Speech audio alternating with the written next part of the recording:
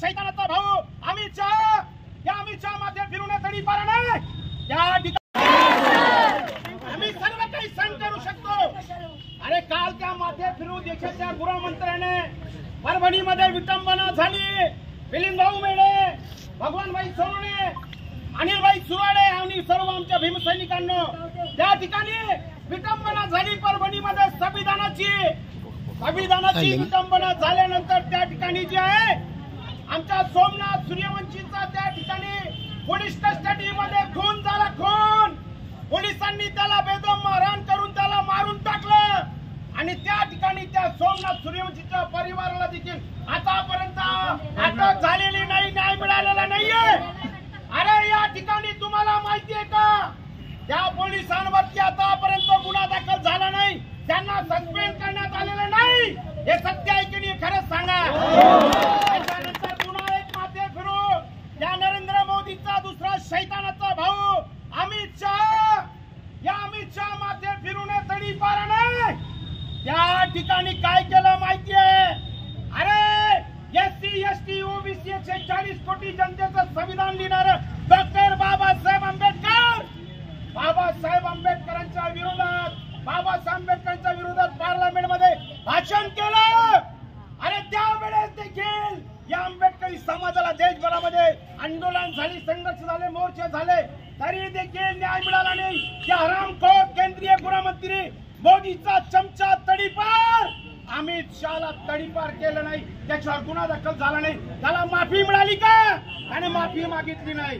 म्हणजे अशा पद्धतीने दिल्लीचं सरकार, अशा पद्धतीने मुंबईचं सरकार, अरे राष्ट्रमाता मासाहेब या ठिकाणी, अरे राष्ट्रमाता मासाहेब रमाईने आपल्या तीन पोरं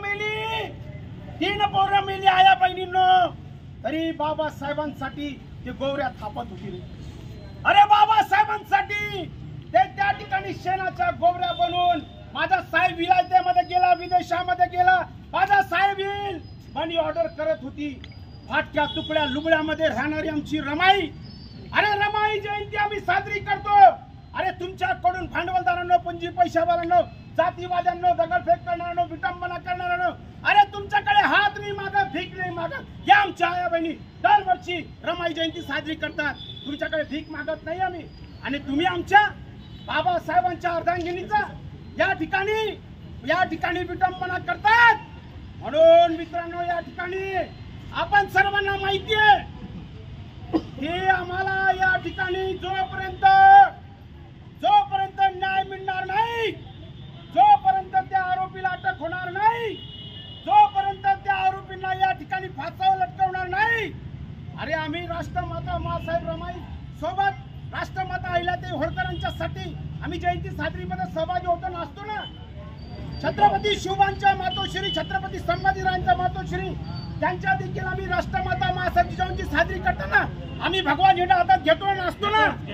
अरे आम्ही धनगर समाजाला न्याय मिळाला पाहिजे, आरक्षण मिळालं पाहिजे, कोणी समाजाला दिली माडी, कोणी कुणबी, लोक धनगर नावी दोन्ही सुधार सोनापट्टी नाडी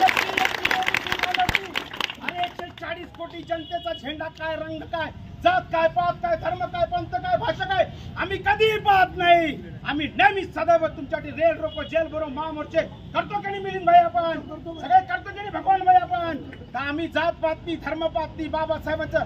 परंतु राष्ट्रमाता मासाहेब रमाईच्या विटंबनेच्या समाजकंटकांना जोपर्यंत अटक होत नाही, तोपर्यंत जगन सोनवणे देखील या ठिकाणी बसणार आहे। तुम्ही सर्वांनी शांततेचं सहकार्य करा। आता चुला ना घरून चुला ना भाकरी बनवून आपण इथे खाऊ, रात्रभर इथे झोपू। माझ्या बायकोला फोन करतो, माझी पंचायत समिती सदस्य यांनाही फोन करतो। आपण पंचायत समिती सदस्य तुम्ही निवडून दिला, माझ्या पत्नीला 50,000 लोकांनी वरंगळ